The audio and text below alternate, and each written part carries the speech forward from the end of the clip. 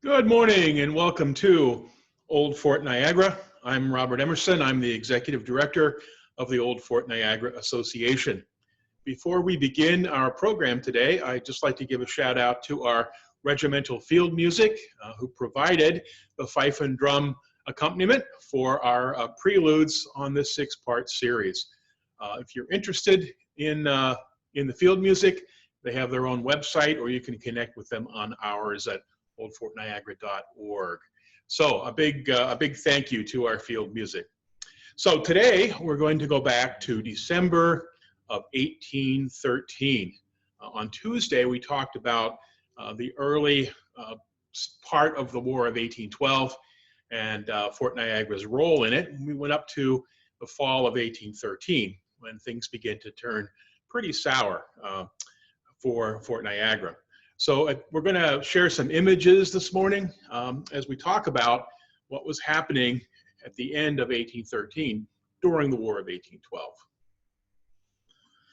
So as we talked about on Tuesday, there were some American victories in the West, at the west end of Lake Erie, both naval and land actions that really spooked the British. And the Lieutenant Governor of Upper Canada decided that he wanted to retreat to Burlington Heights, and then he thought that he would retreat even further to Kingston at the northeast corner of Lake Ontario, but that did not happen.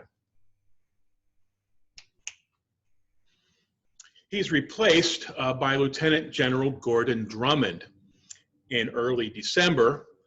Drummond is a little bit more aggressive, and he also knows that another American attack on Montreal has been defeated. So he's feeling a lot more secure. And he orders the British to advance instead of retreating. Now, the Americans, as we learned on Tuesday, had captured Fort George back in May of 1813. But things had changed. Many troops had been withdrawn.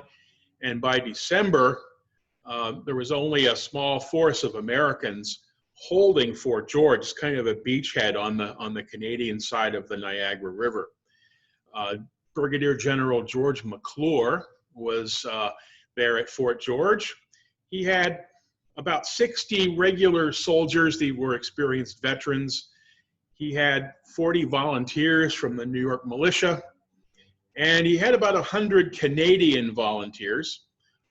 They were sort of renegade Canadians fighting for the United States. So McClellan learned about Drummond's advance about December 10th, and he called a council of war. That's when you get your senior officers together and discuss what you should do. So he sends the Canadian volunteers to scout to the west and see what's going on. And at 12 Mile Creek, they're driven back by the advancing British. McClellan has a lot of problems. His militia enlistments are expiring. The militia only serve for short tours of duty. The end of the year is approaching. His supplies are running low. And almost all the regulars have gone east to Sackett's Harbor at the eastern end of Lake Ontario. So McClellan decides that he cannot hold on to Fort George anymore. Now, Secretary of War, who's a man named John Armstrong, had given permission to destroy the town of Newark, which we call Niagara on the Lake today. But the inhabitants were to be given several days notice so as not to be left destitute. And McClellan decides to follow that advice to burn the town of Newark, which is outside of Fort George. So he only gives 1 or 2 hours notice to the civilian population, and then he withdraws. Militia goes to Lewiston and Buffalo, and the regulars withdraw back across the river to Fort Niagara. So the British now can move back in to Fort George. The British are pretty angry that The Canadian volunteers under American command have destroyed all this civilian property in Newark. So Drummond orders a Colonel Murray to attack Fort Niagara and Lewiston. And they assemble a 562-man force to do that. And there are several different units involved in this attack. Now, Fort Niagara has been left under the command of Captain Nathaniel Leonard. He has commanded the fort off and on throughout the war, been here a long time, probably not the best officer in the world. He has some artillery soldiers, he has some infantry soldiers, he has small detachments of other units. So he's got just about 400 men in his garrison. Now, a Canadian deserter warned McClellan that the British were planning to attack Fort Niagara. So on December the 12th, Captain Leonard is given orders to prepare for this attack that they know is coming. So they have a plan. They know that Fort Niagara's walls are probably not defensible, that the British are going to be able to get right over the walls. So the plan really hinges on manning a couple of strong points, and you can see them here on the map, a couple of strong points outlined in red. And the idea is that if the British get into the fort, the garrison is ordered to fire inward onto the parade ground. And really the attackers, there's not many buildings on the parade ground at this time, so the attackers are going to be exposed to that crossfire between these buildings. So the orders given to the soldiers: fire on any enemy who may come onto the parade or attempt to storm the works. Now, they expect this attack, based on the intelligence that they've gathered, on December 17th. So they practice their plan on December 16th. They're ready for an attack at this time. So on the other side of the river, General Drummond, he orders boats to be brought from Burlington, Hamilton area today, to 4 Mile Creek. And then the Canadian militia are ordered to carry them overland on sleds. Remember, this is December, to the shore opposite 5 Mile Meadows. Now, 5 Mile Meadows is where Stella Niagara is today. Right. Now, here's a little map of Niagara. And you can see that the fort in Lake Ontario is over on the left-hand side. You can see the escarpment there, the dark portion that's a little bit to the right. And their plan is to move overland from the lake out of sight of Fort Niagara and land where Stella is, which is about halfway between the mouth of the river and the escarpment. Here's a little better view. You can see there's some bends in the river that's going to obscure this British movement. Now they get delayed from their original plan. So it's a day later, on December 18th, about 10:30 in the evening, they cross the river at where Stella Niagara is today. Of course, then it was just 5 Mile Meadows. And it takes a couple of trips to get all the troops across the river. But by 4 a.m. on December 19th, the British, all those 562 men, are on the American side of the river, and they're ready to begin their march north along the Portage Road, what we would call today River Road, toward Fort Niagara. Now, British orders are this: the troops must preserve the profoundest silence and the strictest discipline. They must on no account be suffered to load without orders of their officers. It should be impressed on the mind of every man that the bayonet is the weapon on which the success of the attack must depend. So they make their way through the darkness north on the Portage Road. About 1.5 miles from the fort, they meet an American picket. A picket's a a sentry post that's far out from the main camp of the army. They rush the picket and kill them with bayonets without an alarm being given. A second picket is in the hamlet of Youngstown, and he is also, or they are also quietly dispatched. Anecdotes from the time suggest that the pickets in Youngstown had gone into houses to get warm because it was a cold and miserable night. About 5 o'clock, the British reach the fort, and they break into 3 columns. They're going to attack in 3 columns. The main column attacks the river gate. If you've been to the fort, we call it the postern gate. Today it's a newer wall there than was there in 1813. But the gate that overlooks today's Coast Guard station is where the main column comes through, and you can see the units that are part of that advance. Second column attacks the sally port. That's the tunnel that goes under the fort's wall. And a third column goes over the wall at the North Redoubt, sort of on the lake side of that wall. Now, some parts of the garrison, even though they're completely surprised, they were expecting this attack the night before, so they have relaxed their vigilance. Even though they're surprised, some parts of the garrison offer stiff resistance. Soldiers in the South Redoubt and the Red Barracks fire on the attackers. They kind of follow the plan as it was developed. Now, the Red Barracks is a building that no longer stands at Fort Niagara, but it stood just in front, originally stood just in front of the bakehouse. And in that Red Barracks are sick and wounded soldiers, and they're recuperating. But they're firing into the darkness because dawn has not yet come. And so they really can't see targets that they're shooting at, so the fire is largely ineffective. A witness to this said the principal resistance the enemy met with was from the sick in the Red Barracks and the guard at the southeast blockhouse, which we call the South Redoubt. Now, the British forced their way into the Red Barracks, and they bayoneted the sick and wounded men there.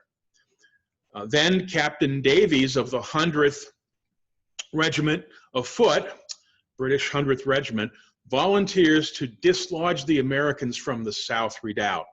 And so he uses the provisions storehouse, which is, you can see it here in this image, it's the stone building to the right, uses that to cover his advance, and then they break their way into the redoubt.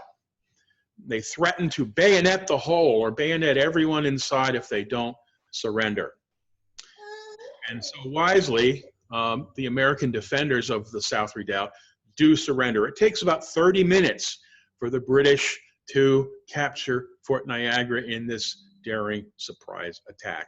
Now here's a quote from the British report about capturing the fort. They said, the strong fortress of Niagara was taken on the morning of the 19th December, 1 hour before daylight, after a short but severe contest with a very slight loss on our part. That of the enemy was 65 killed and 15 wounded, all by the bayonet. The remainder of the garrison, to the number of 350 regular troops and artillery, were made prisoners. So, as I said, the fort fell within about 30 minutes. Now, we're going to get into a video shortly talking about the impact this had on civilians who lived in the area. We're going to visit with Mary Taylor, a refugee. But before we do that, there was a refugee who lived very close to the fort, and in fact, she was the wife of a soldier. And her husband had been captured. We talked about this on Tuesday. He had been captured by the British the year before. But she was still living at the fort, or near the fort. And when the surprise attack occurred, she gathered up 3 or 4 children and set off through the cold and the snow to try to find a safe harbor to the east. She had distinguished herself the previous November of 1812, by helping to carry hot shot to a cannon on the roof of the French castle. Now, the interesting thing about Betsy Doyle was this quote by an American officer. He says, "The day before the enemy took the fort, she encouraged the militia, who was rather timid, by putting on the dress and arms of a soldier and went on guard and stood her turn through a very dark and rainy night." So Betsy would become a refugee during this attack. The report goes on. She the next day continued at her house until the enemy, British and Indians, had almost surrounded her, when she fortunately escaped with 4 children, the eldest about 14. She lost all she had, and by great hardship and fatigue, arrived at this place. Now, when he says arrived at this place, he's talking about Greenbush, New York, near Albany. So that's 310 miles of traipsing through the winter landscape. So the aftermath of this capture, in addition to the U.S. casualties and prisoners, the British had very light casualties because they had the element of surprise in their favor. They captured a ton of military stores, 200,000 pounds worth. That's between 12 and 16 of $1 million in today's money. So they captured armaments and foodstuffs and all kinds of things that the Americans really needed. Now, we are going to go now to the video, and then we're going to come back and talk about the refugees and what impact the capture of Fort Niagara had on the civilian population.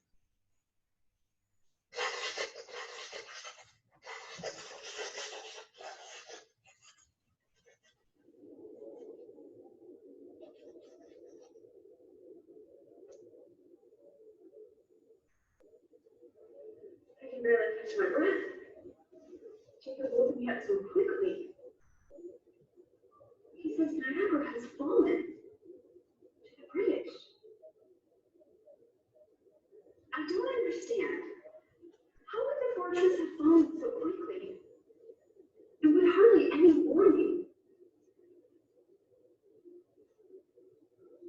The war started out so promising. Our invasion of Canada was successful. Jacob was there with the militia. The invasion seemed the only successful part. And soon our soldiers had fled back across the river.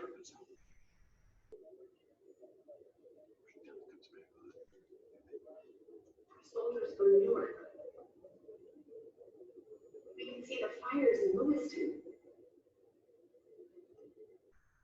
I can only imagine what befell those poor people. But if it's true, if the British really have taken Niagara, then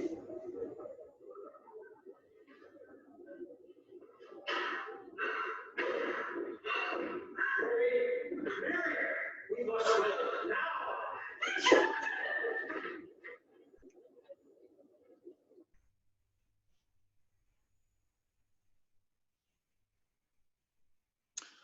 So, Mary Taylor, surprised in her home.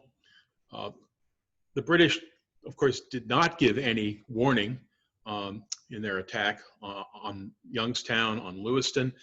After Fort Niagara fell, which was really had to happen first, the British forces, they attacked Youngstown, burned it, and then they attacked Lewiston, burned that.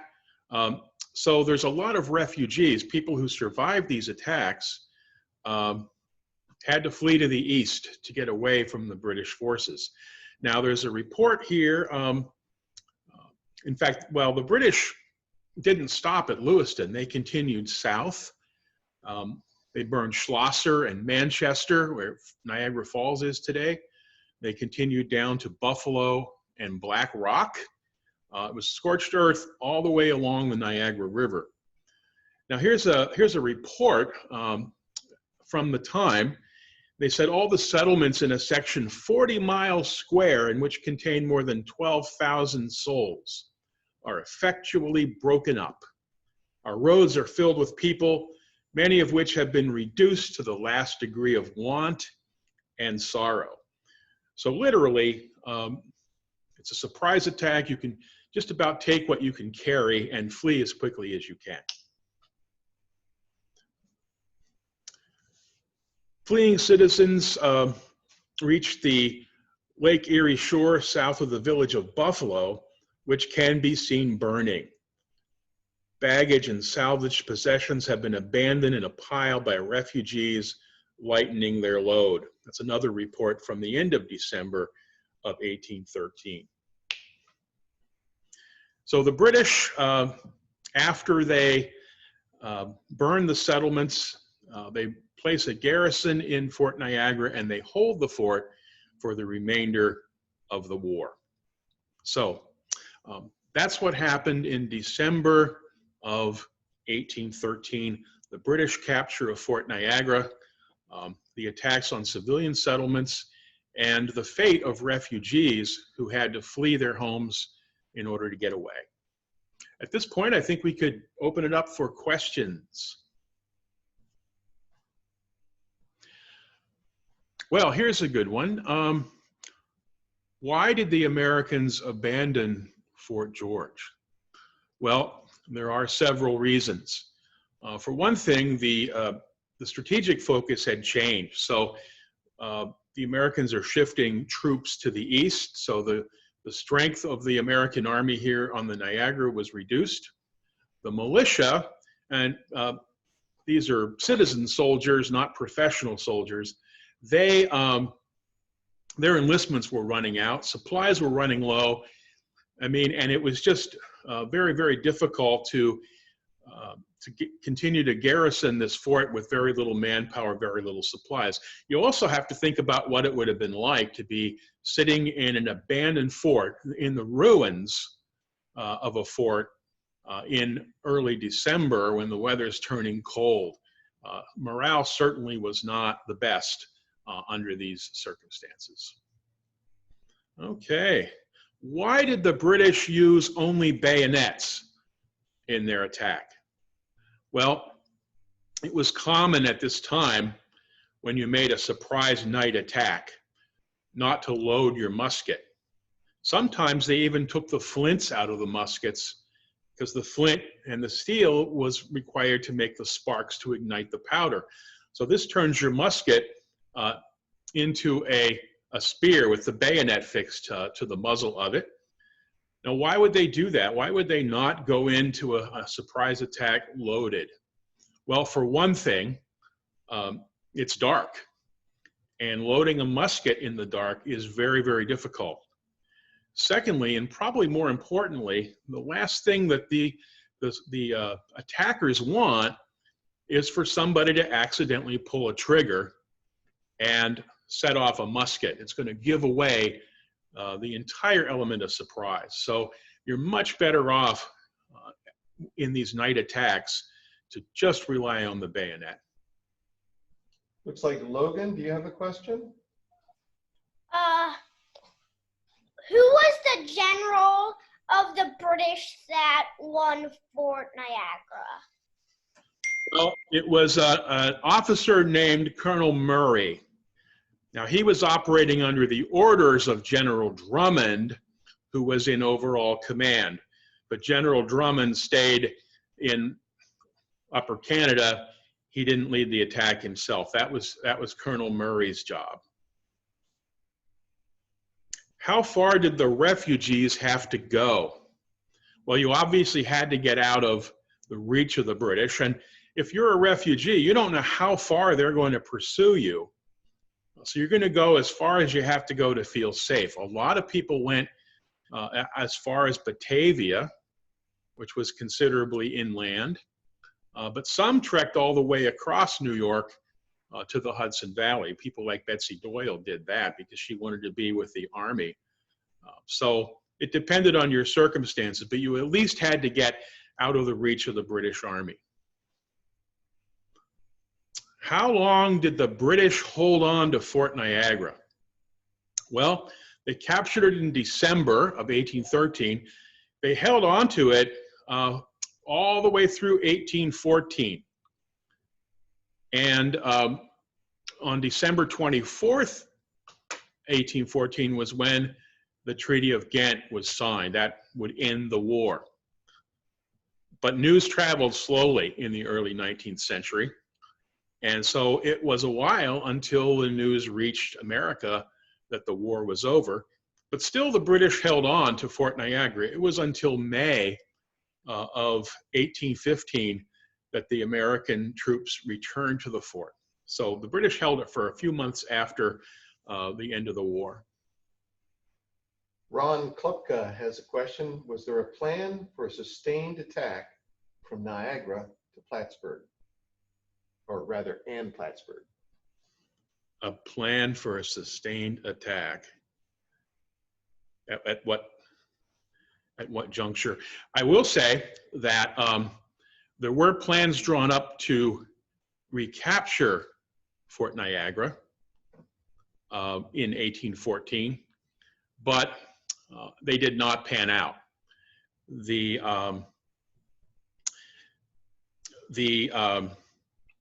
There were actually some skirmishes outside the walls. There's numerous accounts of British woodcutting parties going out to cut firewood and being attacked by American militia.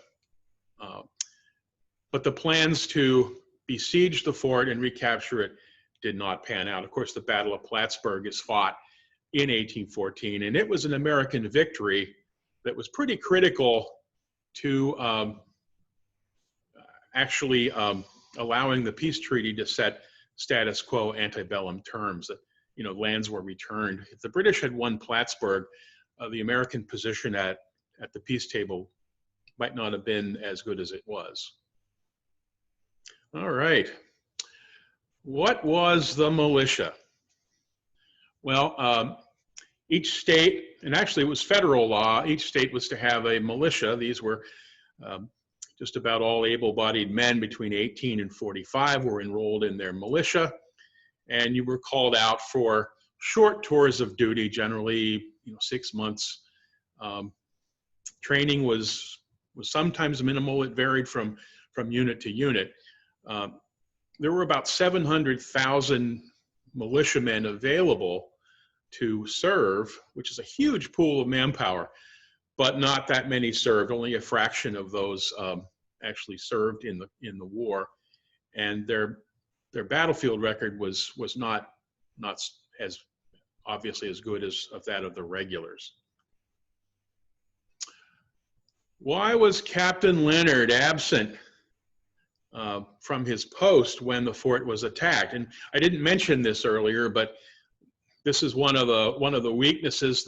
Captain Leonard had gone to visit relatives because he thought that perhaps the attack didn't materialize the night before, so it was probably safe to go and visit relatives nearby. So he wasn't even at the fort when the British attack occurred. He showed up for work the next morning and was captured as he came up to the fort's gates.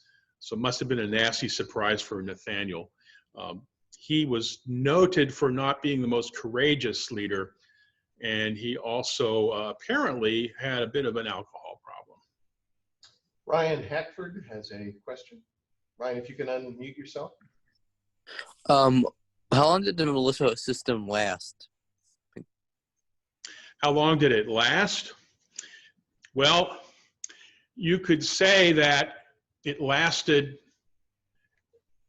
People sometimes trace today's National Guard to the old militia system, but it lasted well through the 19th century. Of course, in the early years of the American Republic, there was a big argument between whether you should rely on a standing army or rely on citizen soldiers.